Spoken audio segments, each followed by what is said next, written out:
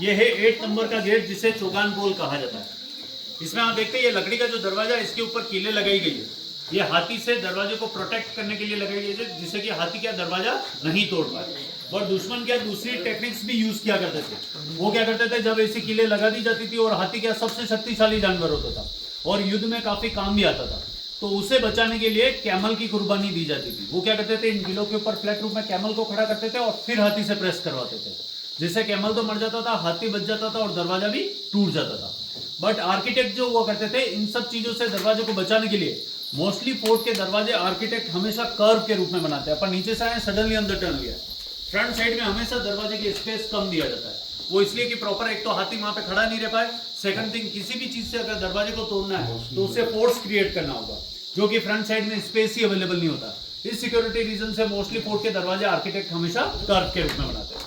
उसके बाद उधर उस साइड में आप देखेंगे उधर है तोपखाना। 15th सेंचुरी में जब फोर्ट बना था, इंडिया के अंदर तोपें नहीं हुआ करती थी। इंडिया के अंदर तोपें कब आई, एनी आइडिया? इंडिया के अंदर जो तोपें आई है वो आई है 16th सेंचुरी में। और फर्स्ट टाइम इंडिया के अंदर जो तोप लेके आया था वो लेके आया था बाबर, और उसने फर्स्ट टाइम इस्तेमाल की थी 1526 के अंदर पानीपत के बैटल में इब्राहिम लोदी के खिलाफ। और फर्स्ट हिंदू राजा के खिलाफ इस्तेमाल की थी, वो की थी 1527 के अंदर खानवा के बैटल में राणा सांगा के खिलाफ। इसी वजह से राणा सांगा वो युद्ध हार गए।